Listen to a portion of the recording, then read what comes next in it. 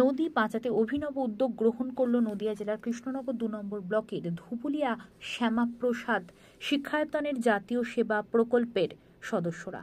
শুক্রবার ধুবুলিয়ার বিদ্যালয়ের প্রাঙ্গণ থেকে শঙ্করপুর রাজাপুর গঙ্গার ঘাট পর্যন্ত একটি সাইকেল র্যালির আয়োজন করা হয়।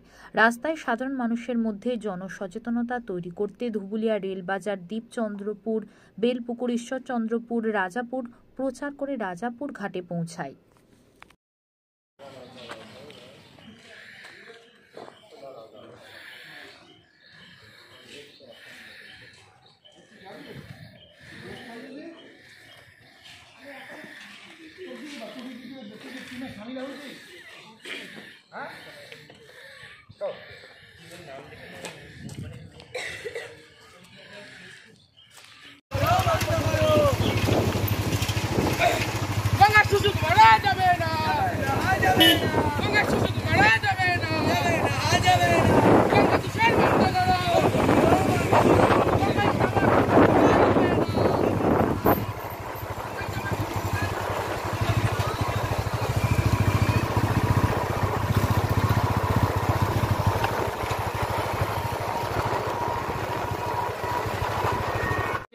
সারা বিশ্ব জুড়ে যে জল সংকট, সেই জল সংকটকে দূরীকরণ করার জন্যে আমরা আমাদের বিদ্যালয়ের জাতীয় সেবা প্রকল্পের আওতাধীন ছাত্রছাত্রীরা এই কর্মসূচিতে সামিল হয়েছে।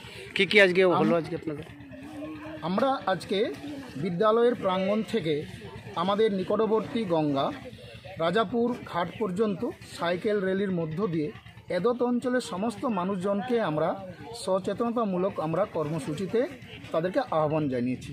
গঙ্গার জল যাতে পরিশ্রুত থাকে, গঙ্গার জল যাতে দূষিত না হয়, গঙ্গার জল যাতে আমাদের জীবনের একটি অঙ্গ হিসাবে পরিশুদ্ধভাবে মানুষ যাতে পায়, তার জন্য উত্তরদায়িত্ব এদত অঞ্চলের মানুষদেরকে সচেতন করার জন্য আমরা এই কর্মসূচিটা পালন করেছি। আর নদীর পাড়ে যে প্রতিক্রিয়াটা আজকে আমাদের যে ঘাটে এসে দেখলাম আমরা যে অত্যন্ত আবর্জনাপূর্ণ অবস্থায় আছে, সেগুলো আমরা আবর্জনাগুলোকে মুক্ত করলাম, জঞ্জাল পরিষ্কার করলাম এবং গঙ্গার ধারে যত ধরনের আবর্জনা ছিল সেগুলোকে দূর করার মধ্য দিয়ে আমরা এই অঞ্চলের মানুষজনকে এই বার্তাটাও দিয়ে রাখলাম এবং তাদেরকেও আমরা এই কর্মসূচির মধ্যে সামিল করার আহ্বান জানালাম, যাতে আগামী দিনে আমাদের এই পৃথিবীকে সুন্দর করে, বিশেষ করে ভারতবর্ষকে আমাদের লাইফ লাইন, গঙ্গা হচ্ছে আমাদের জীবনযাত্রার লাইফ লাইন।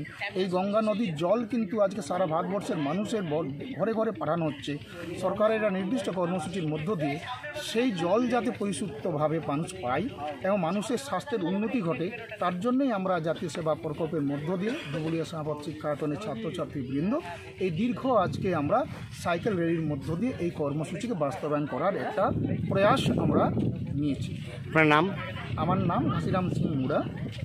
আর একটা সংস্থা আমরা মানুষকে পরিবেশ সচেতনতা, বিশেষ করে গঙ্গাকে রক্ষা করা, গঙ্গা দূষণ রক্ষা করা, গঙ্গার যে জলজ প্রাণী সেই জলজ প্রাণীদের রক্ষা করা এবং সেই বিষয়ে আপনাদের কাছে আপনাদের সময় একটি কথা আপনাদের চেতনার মাধ্যমে এই র্যালি আজকে গঙ্গার ধার পর্যন্ত চলবে এবং এই দুই পাশে যতগুলো গ্রাম রয়েছে সেই গ্রামের মানুষদের কাছে আমরা বলতে চাইব যে ভবিষ্যৎ ক্রমশ যত দিন যাচ্ছে আবহাওয়া পরিবেশ আস্তে আস্তে নিয়ন্ত্রণের বাইরে চলে যাচ্ছে এবং আমরা দেখছি জল সংকট এবং নদীর যে জল হচ্ছে সারফেস ওয়াটার, উপরের যে জল সারফেস ওয়াটার, গঙ্গা আমাদের দেশের সবথেকে বড় একটা সম্পদ।